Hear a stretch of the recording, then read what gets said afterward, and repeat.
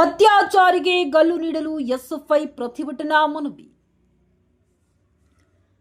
ಈ ಸಂದರ್ಭದಲ್ಲಿ ಮಾತನಾಡಿದ ಜಿಲ್ಲಾಧ್ಯಕ್ಷ ಶಿವಕುಮಾರ್ ಈಚನಾಳ, ಕೊಪ್ಪಳ ಜಿಲ್ಲೆಯ ಕನಕಗಿರಿ ತಾಲೂಕಿನ ಬಸರಿಹಾಳ ಗ್ರಾಮದಲ್ಲಿ ಇತ್ತೀಚೆಗೆ 13 ವರ್ಷದ ಅಪ್ರಾಪ್ತ ಬಾಲಕಿಯ ಮೇಲೆ ನಡೆದ ಅತ್ಯಾಚಾರ ಪ್ರಕರಣವು ಮಾನವೀಯತೆ, ಸಮಾಜ ಮತ್ತು ಕಾನೂನು ವ್ಯವಸ್ಥೆಗೆ ತೀವ್ರ ಸವಾಲಾಗಿ ಪರಿಣಮಿಸಿದೆ. ಈ ಅಮಾನವೀಯ ಹೀನಾಯ ಕೃತ್ಯವು ರಾಜ್ಯದ ಜನಮನದಲ್ಲಿ ಆಕ್ರೋಶ, ಆತಂಕ ಮತ್ತು ಭೀತಿಯನ್ನ ಉಂಟು ಮಾಡಿದೆ ಎಂದರು. ತಾಲೂಕು ಅಧ್ಯಕ್ಷ ಹನುಮೇಶ್ ಮ್ಯಾಗೇಡಿ ಮಾತನಾಡಿ, ಘಟನೆಗೆ ಸಂಬಂಧಿಸಿದಂತೆ ಭಾರತ ವಿದ್ಯಾರ್ಥಿ ಫೆಡರೇಷನ್ ತೀವ್ರವಾಗಿ ಖಂಡನೆ ವ್ಯಕ್ತಪಡಿಸುತ್ತದೆ ಮತ್ತು ಬಾಲಕಿಯ ಮೇಲೆ ಅತ್ಯಾಚಾರ ನಡೆಸಿದ 37 ವರ್ಷದ ಅಪರಾಧಿಯ ಕೃತ್ಯವು ಕ್ಷಮಾರ್ಹವಲ್ಲ. ಇಂತಹ ಪೈಶಾಚಿಕ ಕೃತ್ಯಗಳಿಗೆ ಕಠಿಣ ಶಿಕ್ಷೆ ವಿಧಿಸದೇ ಹೋದರೆ ಸಮಾಜದಲ್ಲಿ ಅಪರಾಧಿಗಳಿಗೆ ಧೈರ್ಯ ಹೆಚ್ಚುವ ಅಪಾಯವಿದೆ. ಬಾಲಕಿಯರ ಸುರಕ್ಷತೆ ಮತ್ತು ಮಾನವ ಗೌರವವನ್ನು ಕಾಪಾಡುವ ನಿಟ್ಟಿನಲ್ಲಿ ಕರ್ನಾಟಕ ಸರ್ಕಾರವು ಈ ಪ್ರಕರಣದಲ್ಲಿ ಮಾದರಿ ಕ್ರಮ ಕೈಗೊಂಡು ಸಮಾಜಕ್ಕೆ ಸ್ಪಷ್ಟ ಹಾಗೂ ಕಠಿಣ ಸಂದೇಶ ನೀಡಬೇಕು. ಇಲ್ಲದಿದ್ದಲ್ಲಿ ಮುಂದೆ ಭಾರತ ವಿದ್ಯಾರ್ಥಿ ಫೆಡರೇಷನ್ ರಾಜ್ಯಾದ್ಯಂತ ಪ್ರತಿಭಟನೆಗೆ ಕರೆ ನೀಡಲಾಗುವುದೆಂದು ಎಚ್ಚರಿಸಿ ತಹಶೀಲ್ದಾರರ ಮೂಲಕ ಮುಖ್ಯಮಂತ್ರಿಗಳಿಗೆ ಮತ್ತು ಮಹಿಳಾ ಮತ್ತು ಮಕ್ಕಳ ಕಲ್ಯಾಣ ಸಚಿವರಿಗೆ ಮನವಿ ನೀಡುವ ಮೂಲಕ ಆಗ್ರಹಿಸುತ್ತಿದ್ದೇವೆ ಎಂದು ತಿಳಿಸಿದರು. ಈ ಸಂದರ್ಭದಲ್ಲಿ ಜಿಲ್ಲಾ ಕಾರ್ಯದರ್ಶಿ ಬಾಲಾಜಿ ಚಳ್ಳಾರಿ, ಉಪಾಧ್ಯಕ್ಷ ಮಾರುತಿ, ಕನಕಗಿರಿ ವಿದ್ಯಾರ್ಥಿಗಳಾದ ಪೂಜಾ, ಅಮೃತ, ಅನನ್ಯ, ಐಶ್ವರ್ಯ, ದುರ್ಗೇಶ್, ಪ್ರಶಾಂತ್, ಶರಣಬಸವ, ಸುಷ್ಮಿತಾ, ಪವಿತ್ರ ಮತ್ತು 500ಕ್ಕೂ ಹೆಚ್ಚು ವಿದ್ಯಾರ್ಥಿಗಳು ಉಪಸ್ಥಿತರಿದ್ದರು. ವರದಿಗಾರ ಗೌತಮ್ ಯಾದವ್. ಕೊಡುವಲ್ಲಿ ವಿಫಲವಾಗಿರತಕ್ಕಂತ ಕಾಂಗ್ರೆಸ್ ಸರ್ಕಾರ ಕೇಳಿದಿಕ್ಕಾರ. ವಿದ್ಯಾರ್ಥಿನಿಯರಿಗೆ ರಕ್ಷಣೆ ಕೊಡುವಲ್ಲಿ ವಿಫಲವಾಗಿರತಕ್ಕಂತ ಉಸ್ತುವಾರಿ ಸಚಿವರಿಗೆ ಹೇಳಿದಿಕ್ಕಾರ.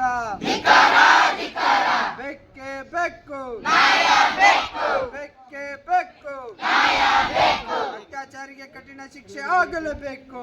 ವೈಫಲ್ಯ ಇವತ್ತು ಅಧಿಕಾರಿಗಳು ಇವತ್ತು ಏನು ಸ್ಯಾಲ್ರಿ ತಗೊಂಡು ಇವತ್ತು ಪಗಾರ ತಗೊಂಡು ಇವತ್ತು ಕೆಲಸ ಮಾಡ್ದೇನೆ ನಿರ್ಲಕ್ಷ್ಯ ವಹಿಸ್ತಾ ಇರೋದು. ವಿದ್ಯಾರ್ಥಿನಿಯರಿಗೆ ರಕ್ಷಣೆ ಕೊಡುವಲ್ಲಿ ಇವತ್ತು ಮಹಿಳಾ ಮತ್ತು ಮಕ್ಕಳ ಕಲ್ಯಾಣ ಇಲಾಖೆ ಇದೆ, ಪೊಲೀಸ್ ಇಲಾಖೆ ಇದೆ, ಇವತ್ತು ತಾಲೂಕ್ ಪಂಚಾಯಿತಿ ಇದೆ. ಇವರೆಲ್ಲ ಏನು ಕೆಲಸ ಮಾಡ್ತಾ ಇದ್ದಾರೆ? ಇವತ್ತು ರಕ್ಷಣೆ ಮಾಡ್ತೀವಿ ಅಂತೇಳಿ ಇವತ್ತು ಅವ್ರಿಗೆ ಸ್ಯಾಲ್ರಿ ಕೊಡ್ತಾ ಇದೀವಲ್ವಾ? ಇವತ್ತು ನಮ್ಮ ಅಪ್ಪ ಅಮ್ಮ ಕಟ್ಟಿದಂಥ ಟ್ಯಾಕ್ಸಲ್ಲಿ ದುಡ್ಡಿನಲ್ಲಿ ಇವತ್ತು ಅವ್ರಿಗೆ ಸ್ಯಾಲ್ರಿ ಕೊಡ್ತಾ ಇದ್ದೀವಿ, ಹೌದಾ? ಇವತ್ತು ಕೊಟ್ಟರು ಕೂಡ ಇವತ್ತು ನಮಗೆ ರಕ್ಷಣೆ ಕೊಡುವಲ್ಲಿ, ನಮ್ಮ ಹಕ್ಕುಗಳ ಕೊಡುವಲ್ಲಿ ಇವತ್ತು ಸರ್ಕಾರ ಮತ್ತು ಇಲ್ಲಿರ್ತಕ್ಕಂಥ ಅಧಿಕಾರಿಗಳು ವಿಫಲರಾಗಿದ್ದಾರೆ. ಹಾಗಾಗಿ ಇವತ್ತು ನಾವು ಸಾಂಕೇತಿಕವಾಗಿ ಪ್ರತಿಭಟನಾ ಮನವಿಯನ್ನು ಇವತ್ತು ದಿಢೀರ್ ಪ್ರತಿಭಟನಾ ಮನವಿಯನ್ನು ಹಮ್ಮಿಕೊಂಡಿದ್ದೀವಿ. ಇವತ್ತೆಲ್ಲರೂ ಕೂಡ ನೀವು ಕಡಿಮೆ ಸಂಖ್ಯೆಯಲ್ಲಿ ಅಂತಂದ್ರೆ ಹೆಚ್ಚಿನ ಸಂಖ್ಯೆಯಲ್ಲಿ ಕೂಡ ಬಂದಿದ್ದೀರಿ. ಮುಂದೆ ಈ ಘಟನೆ ಬಗ್ಗೆ ಸಮಗ್ರ ತನಿಖೆ ಮಾಡಿ ಏನು ಅತ್ಯಾಚಾರ ಮಾಡಿದಂಥ ಆರೋಪಿಯನ್ನು ಇವತ್ತು ಕಠಿಣ ಶಿಕ್ಷೆಗೆ ಒಳಪಡಿಸಬೇಕು ಮತ್ತು ತಾಲೂಕು ಮತ್ತು ಜಿಲ್ಲೆಯಲ್ಲಿ ಇಂಥ ಪ್ರಕರಣಗಳು ಮರುಕಳಿಸಬಾರ್ದು. ಯಾವುದೇ ಇವತ್ತು ವಿದ್ಯಾರ್ಥಿಗಳು ತೊಂದರೆ ಅಂದರೆ ಇವತ್ತು ಅಧಿಕಾರಿಗಳು ಏನು ಸ್ಪಂದಿಸಿ ಇವತ್ತು ವಿದ್ಯಾರ್ಥಿನಿಯರಿಗೆ ರಕ್ಷಣೆ ಕೊಡಬೇಕು. ಇಲ್ಲ ಅಂತಂದರೆ ಮುಂದಿನ ದಿನಮಾನಗಳಲ್ಲಿ ದೊಡ್ಡ ಮಟ್ಟದ ಹೋರಾಟಗಳನ್ನು ಕೂಡ ನಾವು ರೂಪಿಸ್ತೀವಿ, ಹೋರಾಟಗಳನ್ನು ಮಾಡ್ತೀವಿ ಅಂತೇಳಿ ಇವತ್ತು ಇಲ್ಲಿರ್ತಕ್ಕಂಥ ಅಧಿಕಾರಿಗಳಿಗೆ ಎಚ್ಚರಿಕೆಯನ್ನು ಕೊಡ್ತಾ ಮತ್ತು ಇಲ್ಲಿರ್ತಕ್ಕಂಥ ಉಸ್ತುವಾರಿ ಸಚಿವರು ಇರ್ಬೋದು ಮತ್ತು ಮತ್ತು ಕಾಂಗ್ರೆಸ್ ಸರ್ಕಾರಕ್ಕೂ ಕೂಡ ಎಚ್ಚರಿಕೆಯನ್ನು ಕೊಡ್ತಾ ಇದ್ದೇವೆ. ಏನಾದರೂ ಮತ್ತು ವಿದ್ಯಾರ್ಥಿನಿ ಅತ್ಯಾಚಾರ ಆಗಿರ್ತಕ್ಕಂಥ ವಿದ್ಯಾರ್ಥಿನಿಗೂ ಕೂಡ ಇವತ್ತು ಸರ್ಕಾರಿ ನೌಕರಿ ಕೊಡಬೇಕು ಮತ್ತು ಸಂತ್ರಸ್ತೆಗೆ ಕುಟುಂಬಕ್ಕೆ ಪರಿಹಾರ ಕೊಡಬೇಕಂತೇಳಿ ಹಲವಾರು ಬೇಡಿಕೆಗಳನ್ನು ಇಟ್ಕೊಂಡು ನಾವು ಇವತ್ತು ಮನವಿಯನ್ನು ಕೊಡ್ತಿದ್ದೀವಿ. ಬಂದಿರತಕ್ಕಂಥ ಎಲ್ಲರಿಗೂ ಕೂಡ ಧನ್ಯವಾದಗಳನ್ನು ಸಲ್ಲಿಸಿ ನನ್ನ ಮಾತನ್ನು ಮುಗಿಸ್ತೀನಿ. ನಾವು ಜೂನಿಯರ್ ಕಾಲೇಜಿಂದ ಅಲ್ಲಿ ಓದ್ತಾ ಇರೋದು ಫಸ್ಟ್ ಇಯರ್. ಈ ಘಟನೆ ಬಗ್ಗೆ ಏನು ಹೇಳೋಕೆ ಇಷ್ಟಪಡ್ತೀನಿ ಅಂದ್ರೆ, ಅತ್ಯಾಚಾರ ಆಗಿದ್ದು ಬೇರೆ ಯಾರಲ್ಲ, ನಮ್ಮ ನಮ್ಮ ತಂಗಿಯವರೇ, ಅಂದರೆ ಮನೆಯವರೇ, ಸ್ವಂತ ಸಂಬಂಧಿಕರೇ ಅಂತ ಹೇಳೋಕ್ಕಾಗಲ್ಲ. ಯಾರಾದರೂ ನಮ್ಮವರೇ. ಈ ಥರ ಶಿಕ್ಷೆ ಈಗ ಒಬ್ರಿಗೆ ಆಯ್ತಂದರೆ ಬೇರೆ ಪದೇ ಆಗಿ ಬೇರೆಯವ್ರಿಗೂ ಆಗ್ತೆ, ನಮಗೂ ಆಗ್ತೆ. ಬೇರೆಯವ್ರು ಯಾವ ಸಂದರ್ಭದಲ್ಲಿ ಯಾರಿಗಾಗುತ್ತೆ ಅಂತ ಹೇಳೋಕ್ಕಾಗಲ್ಲ. ಬಿಕಾಸ್ ಅದನ್ನು ನಾವು ಏನು ಇವಾಗ ಆಗಿರೋ ಅನ್ಯಾಯಕ್ಕೆ ಏನು ಹೇಳ್ಬೇಕಂದ್ರೆ, ಕಠಿಣವಾಗಿ ಅವ್ರಿಗೆ ಶಿಕ್ಷೆ ಆಗಲೇಬೇಕು ಮತ್ತು ಅವ್ರಿಗೆ ನ್ಯಾಯ ಸಿಗಲೇಬೇಕು. ಆ ಥರ ನೀವು ಎಲ್ಲರೂ ಹೇಳ್ದಂಗೆ ಸರ್ಕಾರದಿಂದ ಎಲ್ಲದರಿಂದ ಅವ್ರಿಗೆ ನ್ಯಾಯ ದೊರಕಿಸ್ಬೇಕು. ಮತ್ತು ದೊರಕಿಸೋದ್ರಿಂದ ಹಂಗೆ ಕಡಿಮೆ ಆಗುತ್ತೆ ಅಂತ ಹೇಳೋಕ್ಕಾಗಲ್ಲ. ಅದನ್ನೇ ಆ ಥರ ಆಗದೆ ಇರೋ ರೀತಿ ಇವಾಗ ಒಂದು ಸಾರಿ ಆಗ್ಬಿಟ್ರೆ ಅವಳ ಲೈಫ್ ಹಾಳಾಗ್ಬಿಡುತ್ತೆ. ಮತ್ತು ಹೆಣ್ಮಕ್ಳಿಗೆ ಜಾಸ್ತಿ ಪ್ರಾಬ್ಲಮ್ ಬರೋದ್ರಿಂದ ನಾವು ಗಂಡು ಮಕ್ಳಿಗೆ ಎಷ್ಟು ಇನ್ನೊಬ್ರಿಗೆ ಹೇಳ್ತಿರೋ ಅಷ್ಟೇ ಅವ್ರು ನಿಯತ್ತಾಗಿರಬೇಕು. ಮತ್ತು ಶಿಕ್ಷಣ ಅದ್ರ ಬಗ್ಗೆ ತಿಳ್ಕೊಂಡಾರ ಅಂದಮೇಲೆ ಅದ್ರ ಬಗ್ಗೆ ಇನ್ನೊಬ್ರಿಗೆ ಅವ್ರು ಮೂಡಿಸ್ಬೇಕು ಹೊರತು ಅವರಿಗೆ ತಿಳ್ಕೊಂಡಿರೋದಲ್ಲ. ಎಲ್ರಿಗೂ ಕರೆಕ್ಟಾಗಿ ಹೇಳ್ಬೇಕು, ಮಾಡೋ ತಪ್ಪನ್ನು ತಿದ್ದಬೇಕು. ಆ ತಪ್ಪನ್ನು ಮುಂದುವರ್ಸೋಕೆ ಆಗಬಾರ್ದು ಯಾರಿಗಾಯ್ತು.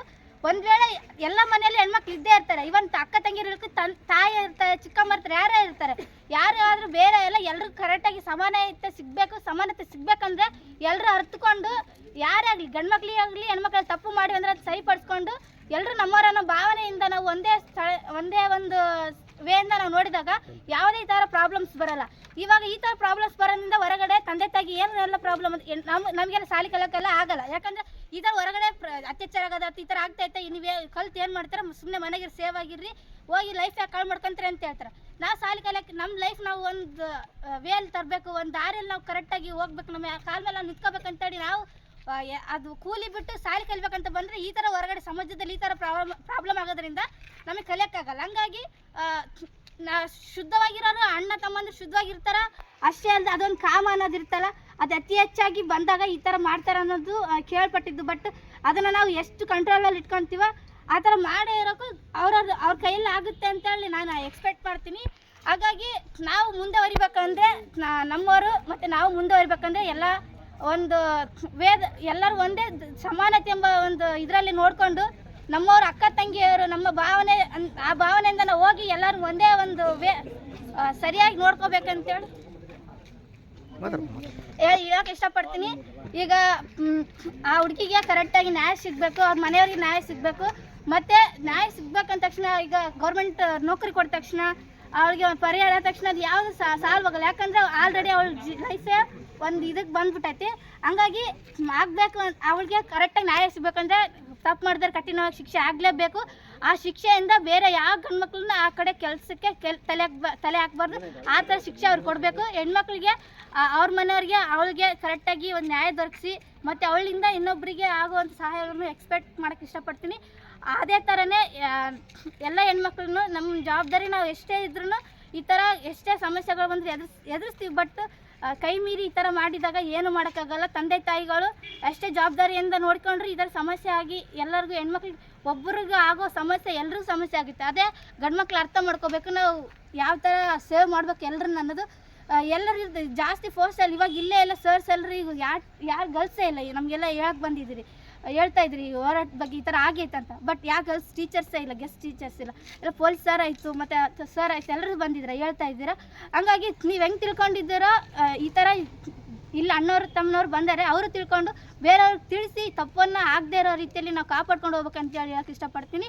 ಅವ್ರಿಗೂ ನ್ಯಾಯ ದೊರಕಬೇಕು, ಅವಳಿಂದ ಎಲ್ಲರ ಮನೆಯವ್ರಿಗೂ ತೃಪ್ತಿ ಆಗಬೇಕು. ಮತ್ತು ತಪ್ಪು ಮಾಡೋರಿಗೆ ಕರೆಕ್ಟಾಗಿ ಕಠಿಣ ಶಿಕ್ಷೆ ಆಗಿ ಅವ್ರು ಇನ್ನೊಂದು ಸರಿ ಅವ್ರಿಗೆ ಕೊಟ್ಟಿರೋ ಶಿಕ್ಷೆ ಇನ್ನೊಬ್ಬರು ನೋಡಿ ಆ ತಪ್ಪಿಗೆ ಯಾರು ಇಳಿಬಾರ್ದು ಅಂತ ಹೇಳಕ್ಕೆ ಇಷ್ಟಪಡ್ತೀನಿ. ಧನ್ಯವಾದಗಳು.